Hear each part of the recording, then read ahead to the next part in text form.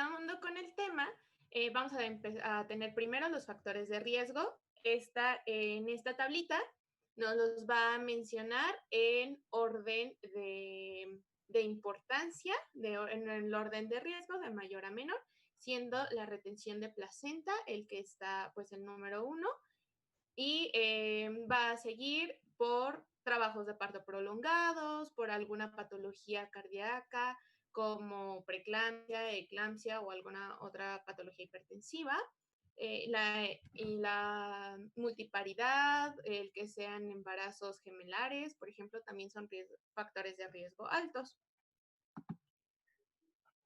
Como etiología, ya habíamos mencionado vagamente esto, que tenemos a la regla o la mnemotecnia de las 4 Ts. Estas 4 Ts se van a referir en cuanto a tono, a la disminución de este tono uterino, siendo la atonía uterina la principal causa de hemorragia posparto, representa hasta un 80% de las causas de hemorragia obstétrica en general, y también vamos a tener a la hipotonía uterina. En cuanto a la trombina, pues a cualquier trastorno de la coagulación, trauma, que puede ser por laceraciones o por algún otro tipo de trauma en el trabajo de parto, y tejido es el tejido placentario retenido. Y vamos a tener una clasificación, como todo en esta vida. Primero, por temporalidad, va a ser primaria o secundaria, dependiendo de cuánto se presente en relación al nacimiento, siendo la primaria las 24 horas posteriores, la secundaria de 24 horas hasta 12 semanas, hasta 3 meses posteriores, todavía lo podemos considerar una hemorragia obstétrica postparto. Y en cuanto a volumen de sangrado, vamos a tener mayor y menor. El menor de medio litro hasta 1 litro, mayor a partir de 1 litro, y aquí vamos a tener una subdivisión, donde vamos a tener la moderada de 1 a 2 litros y la severa, pues, mayor a 2 litros. Y en esta tablita, bueno, aquí se los explica. Primero vamos a hablar un poquito del mecanismo fisiológico normal para después pasar a lo patológico.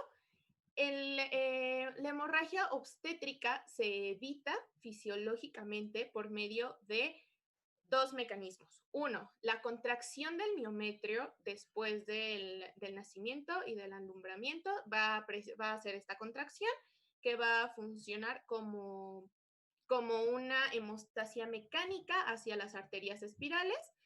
Y el segundo son los factores hemostáticos locales que va a tener el miometrio. Es importante recalcar que tenemos, tenemos alrededor de 120 arterias espirales con un flujo bastante alto, de 500 a 700 milímetros por minuto, que es el equivalente aproximado al 15% del gasto cardíaco. Entonces, de aquí la importancia de una pérdida de volumen tan masiva. Y en base a esta pérdida de volumen y a la clasificación que demos, es que se va a presentar el cuadro clínico. Nos va a dar síntomas a partir de la pérdida de medio litro, que puede empezar con una presión arterial normal, pero que además la paciente empieza a presentar palpitaciones, o que diga que tiene taquicardia, alguna dificultad respiratoria leve, una disnea leve, y conforme vaya incrementando esta pérdida de volumen, pues los signos y síntomas se van a ir agravando, evidentemente, ¿no? Entonces, puede presentar letargia en un caso de una pérdida mayor a 2 litros, confusión, oliguria, taquicardia. Todos estos signos y todos estos síntomas los tenemos que ir valorando durante el trabajo de parto y cuando esté en el quirófano, al igual que los signos vitales, que estos va a ir cambiando la presión, puede aumentar o puede disminuir a menos de 90 milímetros de mercurio y más de 160, pues nos van a dar estas alertas. Y al igual que la frecuencia cardíaca, oxigenación, saturación de oxígeno, todos estos signos vitales que tenemos que ir checando.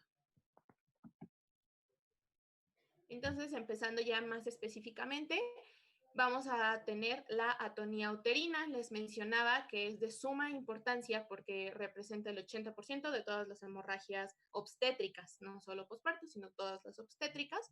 Y se va a referir a una involución uterina, es decir, no va a haber esta contracción del miometrio que funcione como hemostasia mecánica para las arterias espirales, entonces se van a quedar completamente dilatadas y de ahí la hemorragia. En Estados Unidos se presenta en uno de cada 40 partos y no está asociada a tejido, a retención de tejido placentario, a comparación de la hipotonía uterina, donde aquí en ese caso sí se asocia con una retención de tejido. Como cuadro clínico va a presentar, pues, evidentemente el sangrado profuso, y si realizamos una exploración física, podemos encontrar el fondo uterino a nivel de la cicatriz umbilical. Este es un dato que nos puede orientar bastante, al igual que si nuestra paciente sufre un desmayo durante el trabajo de parto, puede ser dos cosas. O es atonía uterina o es ruptura de la cápsula de Gleason. Entonces, en este caso, pues nos vamos hacia atonía uterina, al igual que la taquicardia, disminución de la presión arterial, menos de 90 milímetros de mercurio, y tenemos que realizar lo más rápido posible la estimación visual de la pérdida de volumen, y esta va a depender pues de la velocidad. Y de aquí nos va a dar el cuadro clínico. Y con base, a la estimación de volumen que nosotros hagamos, es que vamos a clasificar esta atonía uterina, siendo el estadio 0 toda mujer en trabajo de parto, irrelevante, y a partir del estadio 1 vamos a tener una pérdida mayor a medio litro y que además nos esté dando alteraciones en los ciclos, en los signos vitales. Puede ser medio litro si es un parto vaginal o puede ser un litro en caso de cesárea. En el estadio 2 vamos a tener una pérdida de volumen sin importar si fue cesárea o fue un parto natural, una pérdida alrededor de litro y medio, de 1500 mililitros, y en el estadio 3 mayor a este volumen, mayor a 1500. Y entonces podemos comenzar a pensar que la paciente va a requerir de transfusiones y de que puede presentar alguna coagulopatía como CID o algún EBC.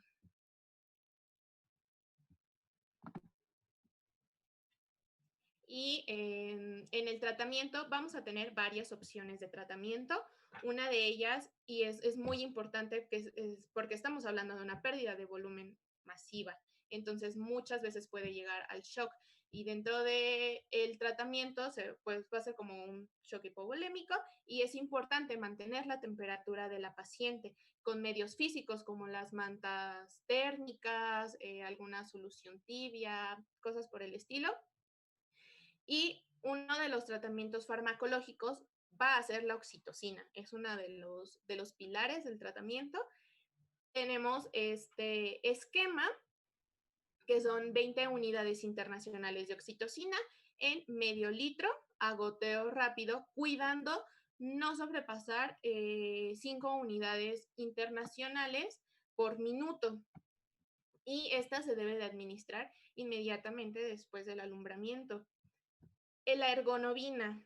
Vamos a usar la ergonovina para aumentar el tiempo de vida media de la oxitocina, pero pues evidentemente solamente se la vamos a administrar si ya tenemos una dosis previa de oxitocina.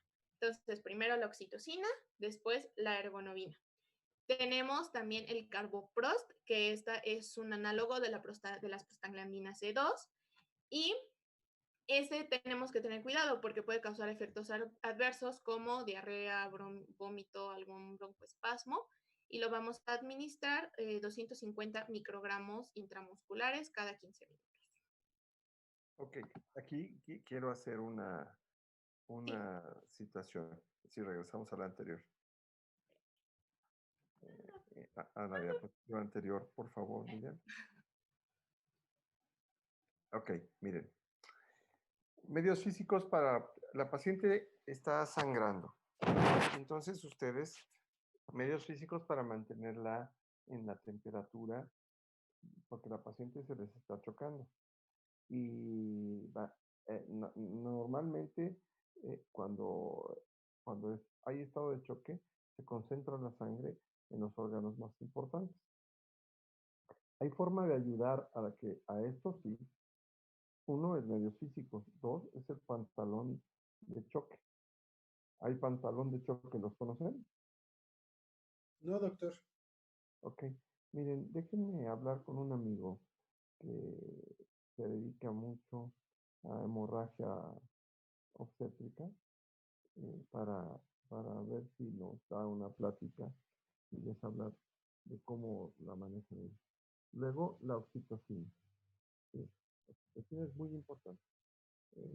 Toda paciente que de parto o de cesárea va a salir siempre con 20 unidades, ya sea en 500 o en 1000 mililitros, y a veces la ponemos para 8 horas. ¿Ok?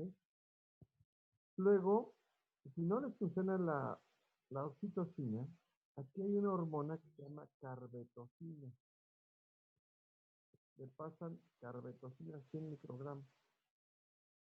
Porque la ergonovina aquí, su clase ha sido muy buena, Miguel.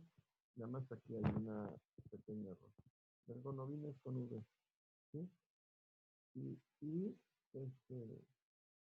la ergonovina es difícil porque está controlada. Es uno de los medicamentos controlados para que no hagan, porque aquí se pueden generar drogas. Entonces, la ergonovina ya está controlada, no se las van a soltar tan fácil. Por eso tienen que estar en un hospital donde tenga un carro rojo para obstetricia. O sea, así como ustedes han escuchado del ATLS y del ACLS. Sí, doctor. Ok, bueno, pues en ginecología y obstetricia, más en obstetricia, está el curso alto. Entonces, la posibilidad sería y bueno, pues luego las prostaglandinas. ¿Sí?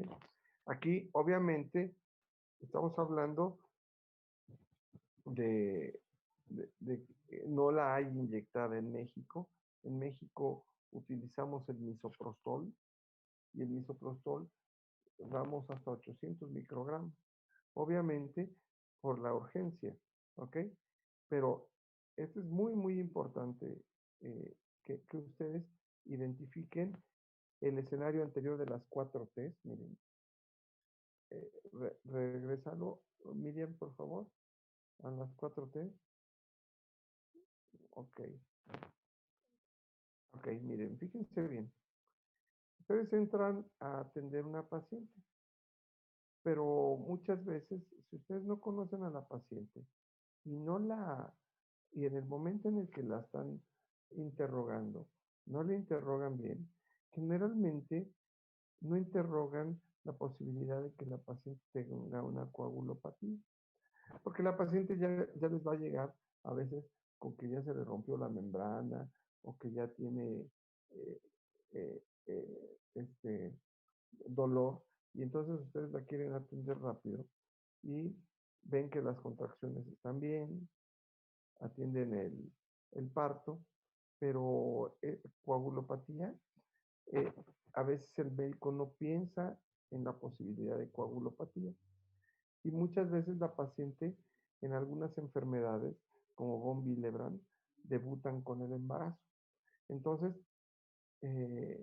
ustedes lo que sí tienen que estar muy seguros es de que el útero está bien contraído, de que no existe ningún trauma o laceración y que no hay este, ninguna retención de tejido. Para que entonces esta paciente le pongan plasma. Le pongan plasma porque ahí van los factores de la coagulación. Y en algunos casos, como en el von Willebrand, le ponen factor 7, que es carísimo y que no lo van a tener en un hospital, a menos que sea un hospital muy grande. Este, pero con el plasma de entrada la están ayudando mucho. Entonces es muy importante. Si regresamos a la que íbamos, Miriam, este, acuérdense del orden, oxitocina, carbetocina, ergonovina y prostaglandinas. Continúa, Miriam. Sí, doctor. Ay, esta cosa ya no cambia. Otra opción que tenemos es el ácido tranexámico. Lo vamos a utilizar para evitar eventos tromboembólicos, como ya habíamos mencionado, algunos, según el volumen de sangrado, pues nos puede hacer la paciente un CID o un EBC. Entonces nos va a ayudar para esto el ácido tranexámico y vamos a administrar 1 gramo por vía intravenosa. Y aquí tenemos lo de la terapia recombinante con el factor 7A. Solamente se va a utilizar en casos de que no podamos realizar una transfusión, pero pues creo que es más probable que realicemos una transfusión a que haya factor recombinante. Y está totalmente contraindicado en una paciente que ya esté sufriendo de hipotermia, porque además debemos de tener cuidado que uno de sus efectos adversos son los eventos tromboembólicos, precisamente. Y en este cuadro vienen todas las opciones de tratamiento que tenemos. Como ya les había mencionado, está la oxitocina. Yo se los di en una media de 20 unidades. Aquí nos marca que puede ser entre 10 y 40 en medio litro. Y pues de solución salina en una infusión rápida, como les había mencionado. El ácido tranexámico, los ergots, aquí está la ergonovina, que estábamos mencionando, en una dosis de 0.25 miligramos. El carboprost, el misoprostol, que también estábamos mencionando, y la terapia recombinante con el factor 7A.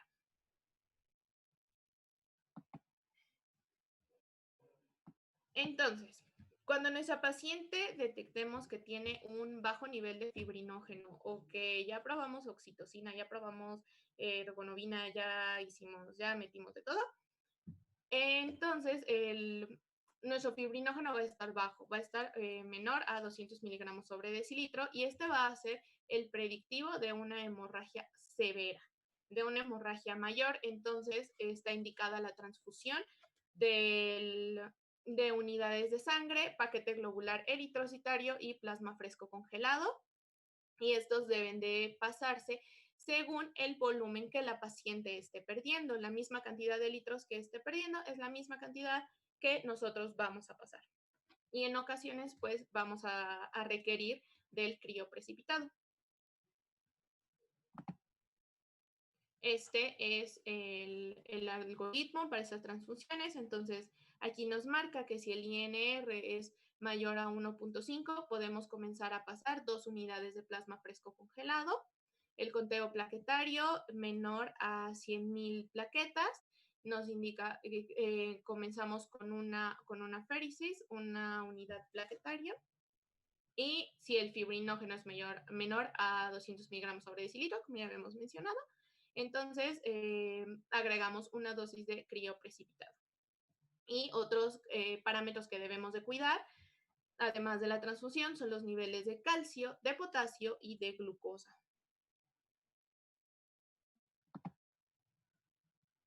Ese es el tratamiento farmacológico. Tenemos otras opciones de tratamiento que son la compresión. Una compresión bimanual para realizar una hemostasia mecánica y va a consistir simplemente en que una mano la ponemos a la altura de la sínfisis del pubis y con la otra mano vamos a presionar el miometrio, vamos a presionar este útero para realizar compresión.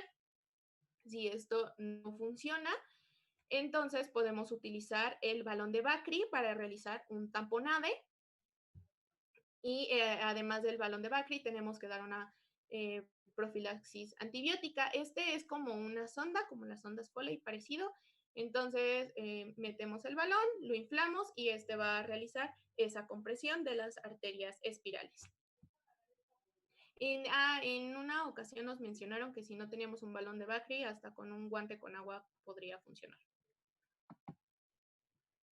Y Otras opciones de tratamiento, pues ya es algo más quirúrgico, ya tenemos las suturas hemostáticas cuando ya no funciona el balón de Bakri.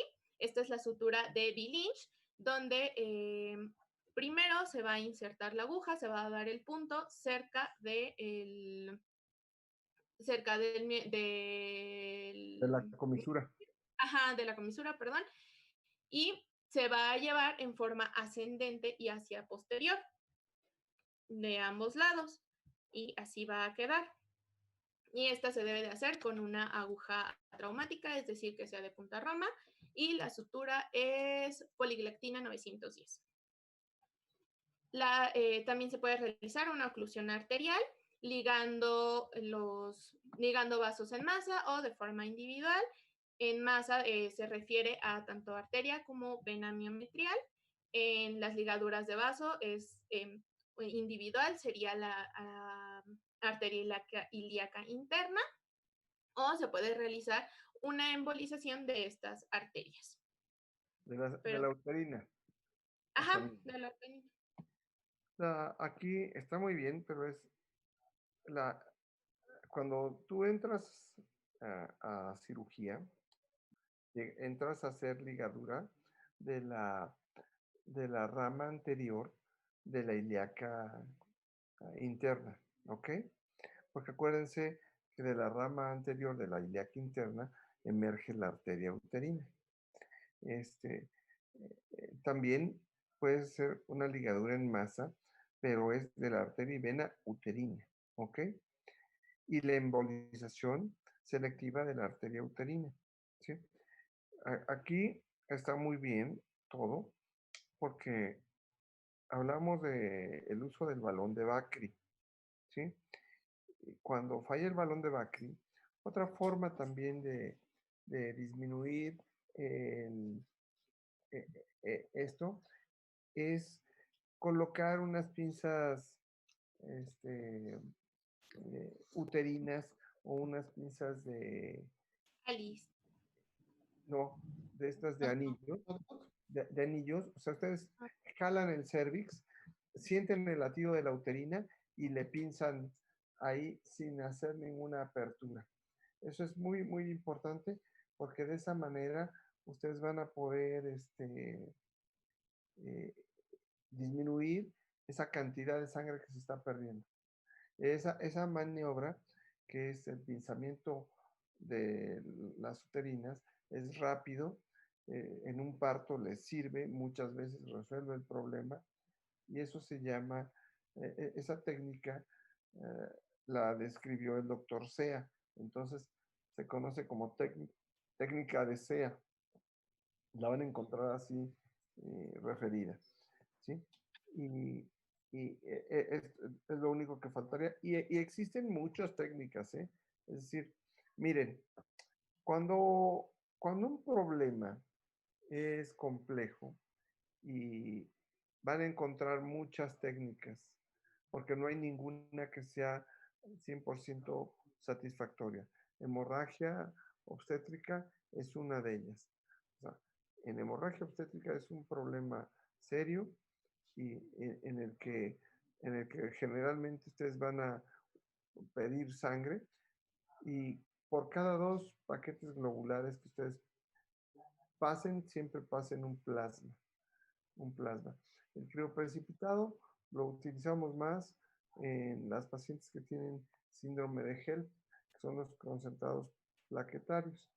Entonces, así como de tarea yo les dije, les vamos a preguntar cuánto dura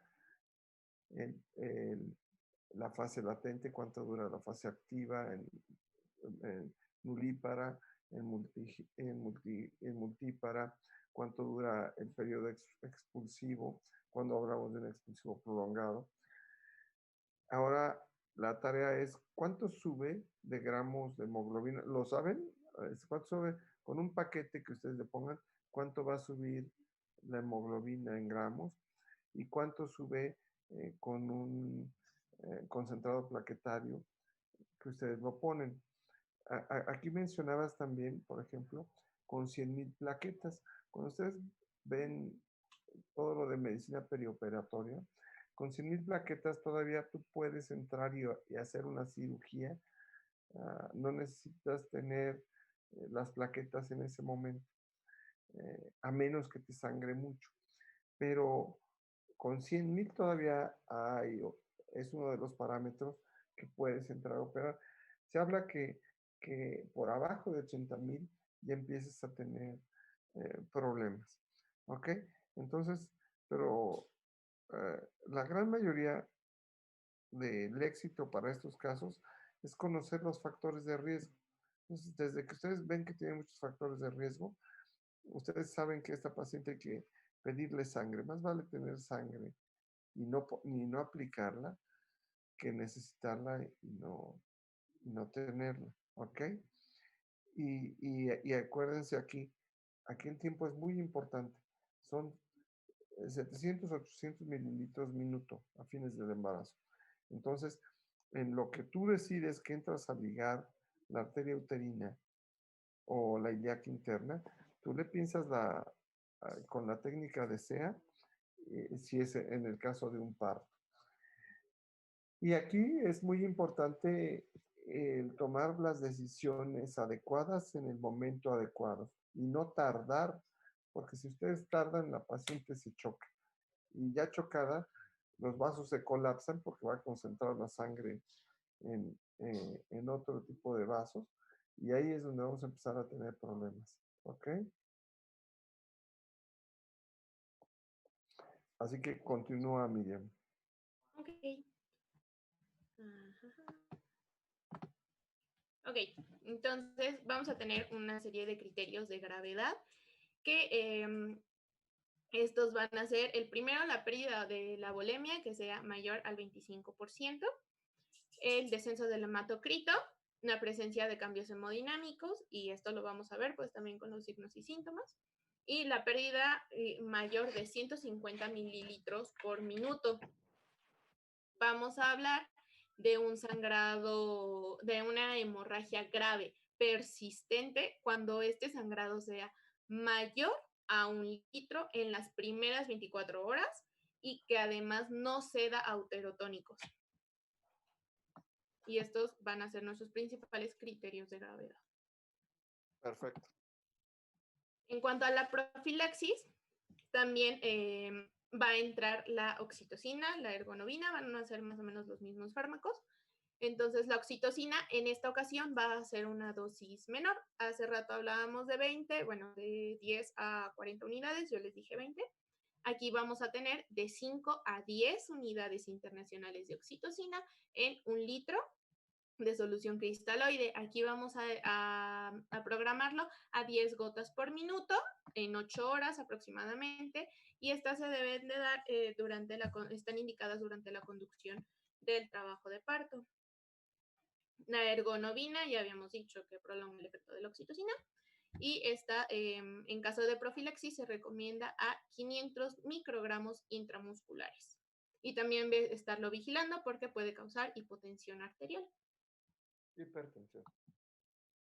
Y, perdón, iba a decir algo, doctor. Sí, la ergonovina. Regreso, ¿verdad? Hipertensión.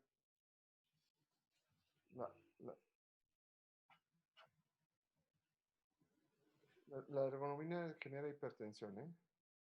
Ay, sí, sí, ¿qué dije? Dije hipotensión, ¿verdad? Perdón. La oxitocina genera hipotensión arterial, la oxitocina, pero la ergonovina, por eso está contraindicada en las pacientes con preeclampsia. Sí. ¿Ok? Perdón. Sí. Y, esta es un esquema de profilaxis con oxitocina, dependiendo del factor de riesgo que nosotros tengamos, que hayamos valorado desde un inicio. De ahí la importancia de estas clasificaciones. Y nos está hablando de 30 unidades internacionales en una solución de medio litro de 500 centímetros cúbicos. Y dependiendo del factor de riesgo en el que nosotros hayamos clasificado, si es medio, bajo, medio con un plus, que aquí le llama en el up to date, empezando con el bajo, dice que es un bolo de 167 centímetros cúbicos en 4 horas, o esto es posparto. Otro de 167 en 8 horas para un riesgo medio, el medio con el plus va a ser igual, pero es que aquí se va a agregar más de un factor de riesgo, por eso es el medio, pero medio plus. Y para riesgo alto, bueno, pues ya son el bolo de 167 centímetros cúbicos en 24 horas. Este es otro esquema de oxitocina, aunque honestamente se me hace más fácil el anterior. Okay.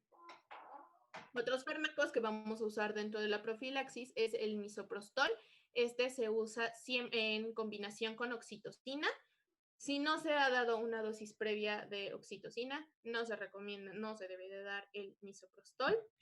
También tenemos la carbetocina en vía intramuscular o vía intravenosa, ácido tranexámico y la tracción controlada del cordón umbilical. Mencionaba, lo leí en 2 artículos, creo, que se refiere a una tracción controlada, más no que se pince y se jale bruscamente, porque entonces vamos a provocar el desprendimiento de placenta antes del alumbramiento.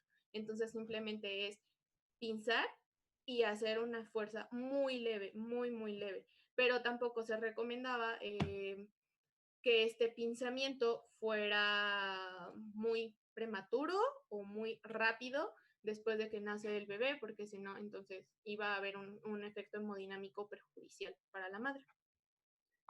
Okay.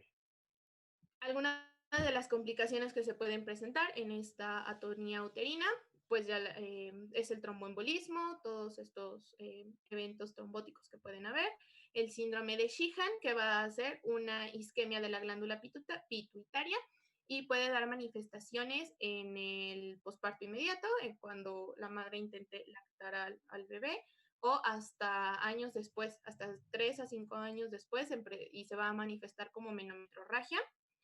El síndrome compartimental abdominal, este es menos frecuente. El síndrome de Asherman, que van a ser adhesiones intrauterinas que posteriormente van a provocar también menometrorragia.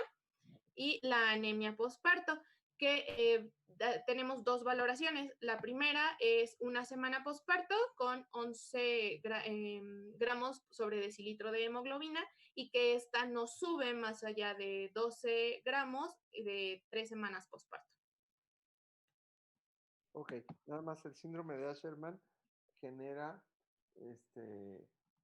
adherencias intrauterinas, que son las sinequias intrauterinas, pero genera habitualmente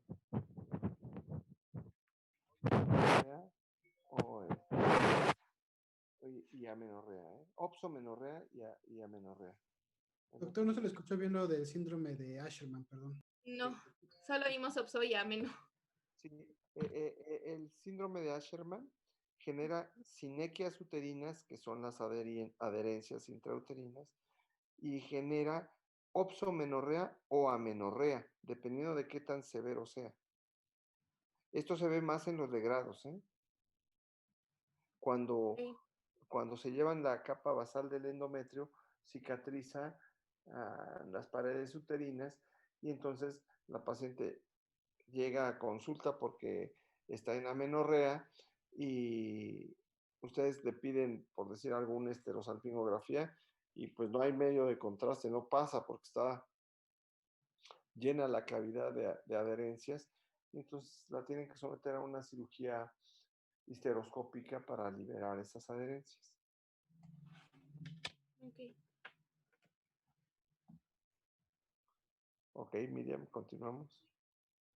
Entonces, bueno, esto ya se los había mencionado, que la hipotonía uterina se asociaba a los restos placentarios y esta es una subinvolución uterina, es decir, las contracciones no fueron lo suficientemente efectivas para llevar a cabo la contracción uterina, a comparación de la atonía, donde pues simplemente no hay contracción. Solo quería hacer esa diferenciación. Y vamos a empezar con la inversión uterina. Esta se va a dar en el periodo puerperal, se presenta aproximadamente en 1 de cada 20,000 partos y pues simple es la protrusión del útero por el canal de parto. Dentro de sus factores de riesgo puede estar alguna patología de la adherencia placentaria, la atonía uterina, la tracción del cordón umbilical, como habíamos mencionado, y pues va a tener su respectiva clasificación. Dependiendo de a qué altura esté protruyendo este útero, va a ir desde el grado 1 al 4, siendo el 1 cuando está cerca del cuello uterino, cuando está rozando, por así decirlo. En el grado 2 ya va a pasar el anillo cervical, bueno, lo alcanza. En el grado 3 se dice que ya es una inversión completa, donde el fondo uterino ya alcanza el orificio vaginal, y en el grado 4 es la protrusión completa, ya pasó, ya sale por vagina. Y en este esquema, pues es lo que les estaba explicando. Perfecto. ¿Cómo lo vamos a diagnosticar? Dolor, el sangrado. La paciente va a referir que siente que algo sale por vagina. Y al momento de que nosotros lo veamos, efectivamente va a ser una masa roja, rojo brillante. Si intentamos tocarlo, pues va a estar sangrando. Va a presentar datos de hipovolemia y vamos a tener ausencia de fondo uterino. Ok, aunque lo que estamos viendo en la imagen es un hematoma, ¿eh? ¿Es hematoma? Sí, es hematoma. Discúlpenme. No, no te preocupes, no te preocupes. La clase ha sido muy buena y el hematoma va a ser una de las complicaciones que tengamos con el cierre de las episiotomías, ¿ok? Sí, lo veo, lo tengo más adelante. Perdón. Bueno, entonces el tratamiento va a ir en esta serie de pasos, se los puse aquí ordenaditos. Debemos de primero poner una solución, una infusión intravenosa rápida, realizar las maniobras de compresión uterina, como las que ya habíamos visto, la compresión bimanual, y posteriormente el uso de los tocolíticos. Estos los vamos a usar para que ese útero relaje y podamos regresarlo a su posición original. Tenemos dos opciones. La primera, terbutalina en combinación con sulfato de magnesio, y la segunda es nitroglicerina. Una vez que se administraron estos tocolíticos y que realizamos las maniobras para acomodar el útero en su posición normal, vamos a dar al revés los uterotónicos, que va a ser pues la oxitocina. Vamos a realizar otra compresión bimanual y colocar un balón de Bacri para asegurarnos que el útero no se mueva de esa posición anatómica en la que nosotros ya lo acomodamos.